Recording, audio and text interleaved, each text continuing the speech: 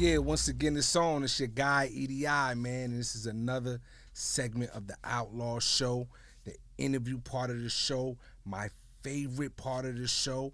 And I am like literally chomping at the bit right now because the Sausage Fest is over. We got our first female guest. Yes! Ladies and gentlemen, Queen of LA Radio, Cece Mamacita is with us. Yes, thank you for having me. So I'm the first female. You're the first This is female. amazing right now. I love this. You literally popping the Outlaw Show cherry right now as far as females is concerned. We are so grateful. No, I'm honored. I'm honored to be sitting here with you. I'm just looking at all this memorabilia and I'm just like, wow, this is epic. Yeah. You're epic. Surrounded by legends. Thank you very much. Absolutely. So Absolutely. So, listen. Being the first female guest on the Outlaw Show, I just want to let you know right out the gate, some of the questions, some of what we talk about. Okay. You know, it's gonna be more geared to the ladies because you represent for the ladies. I do represent for the ladies. You know what I mean? It's not a sexist thing here. Like, why is he asking her that? Would he ask a dude that? Listen, I'm gonna ask her questions that I should ask a woman. Okay?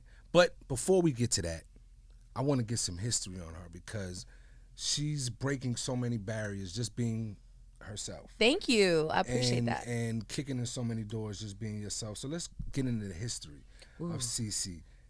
Where you from? Well, my family's from Compton, California. What up, Hello. CPT? We moved around a lot, so it was Compton, Linwood, Watts, really for us.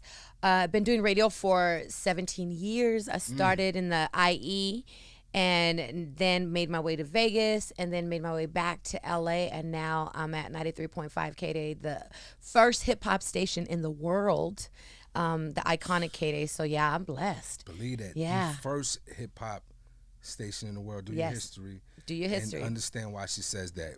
We're not interviewing K-Day today, so we won't No, go yeah, into exactly. that. But that's, yeah. Give them some homework to do. Yo, listen, I just been around for a minute. I've worked for Jennifer Lopez. Let me see. I just got my Death Row chain. You know what Hello. I'm saying? Shout out to Death Daz Row. for coming and blessing me. Shout out to my guy, John Payne. Yes, absolutely. And then I just finished, they interviewed me for the DLC. The DLC has a documentary coming out. I heard about it. Yeah, so I'm in that wait for documentary, bigging him up because he's amazing. So I just been doing a lot of stuff for the culture and really for the city. And as a Latina in hip hop, I think that's where I want to be on the forefront, representing and showing that, you know, Latinos, we do run, you know what I mean, in the hip hop, you know, culture and we love it. And Absolutely. the From way day that one. from day one, but also too, I want to preserve legends like yourself. You know what I mean? Legends like, you know, Ice Cube and Snoop and Daz and Corrupt and Too Short. Like that genre was just so iconic and classic in itself. And that's why people sample. That's why people still bump. I mean, you guys made timeless music. And we were talking about this, Edie, like, listen to this. We were talking about this the other day and we're like, I don't know. And I'm not trying to go against any new artist, but I don't know 30 years from now what new artist right now that somebody would pay a ticket for a concert 30 years from now.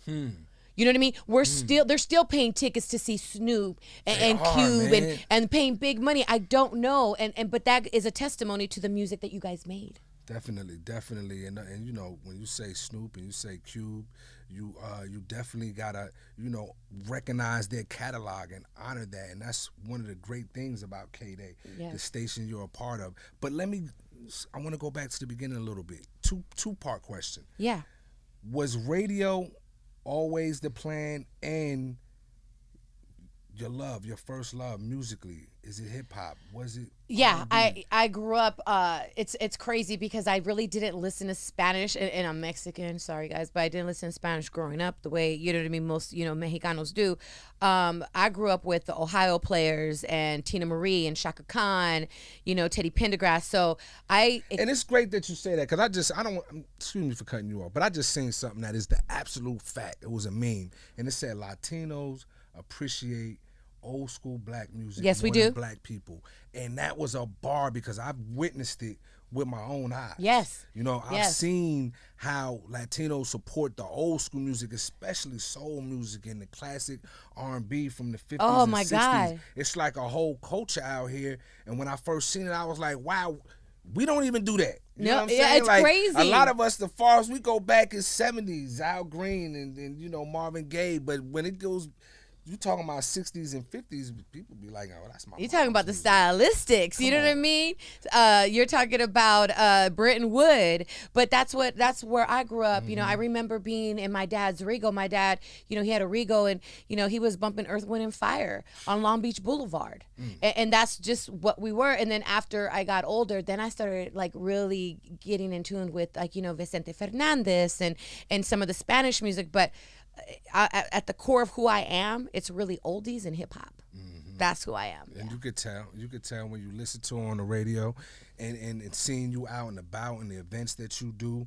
You've always represented the culture authentically. Thank you. Moving forward, we were talking about what artists 30 years from now will Yeah. you listen to. Do you have any favorites from today's era that you bump right now?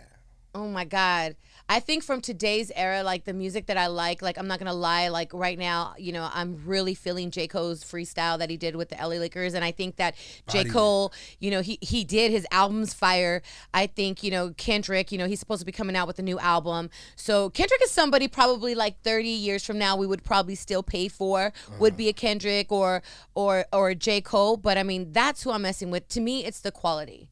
It's the quality of music, and I really respect artists like that. And honestly, I just got into J Balvin. I know that he's a Latino artist, but I really got into him.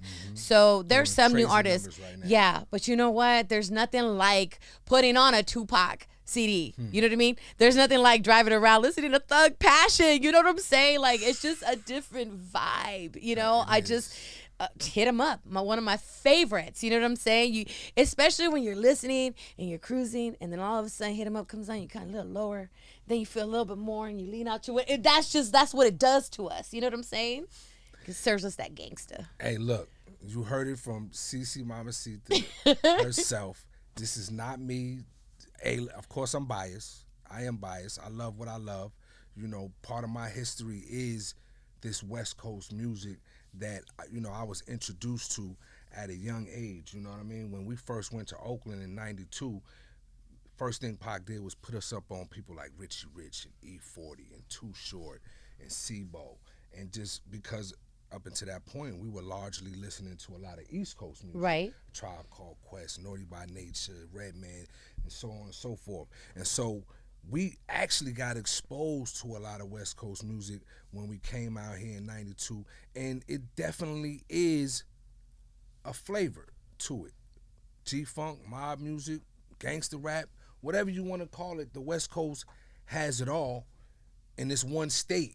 And then you got other states that, you know, surround us, of course, and they get down with the movement as well.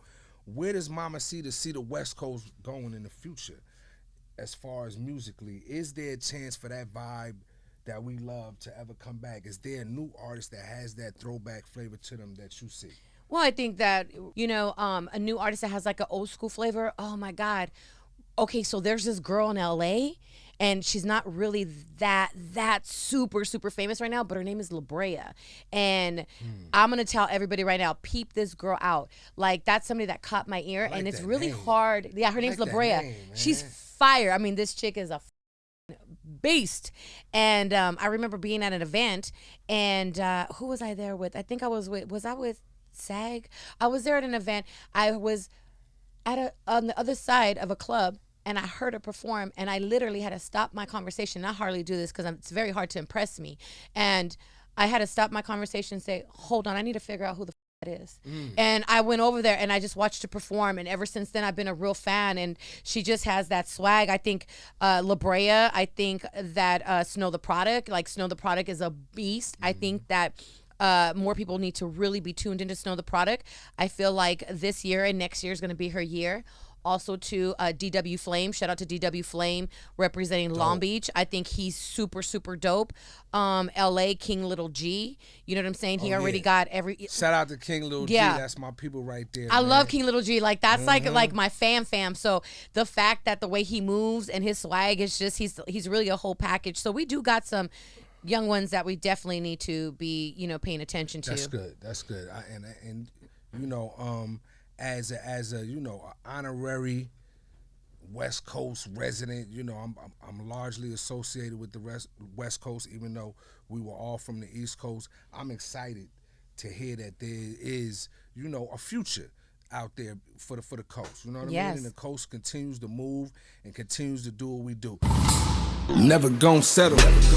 All I do is get better. All I do is get cheddar. Pulling up, blowing pressure. Outlaw forever.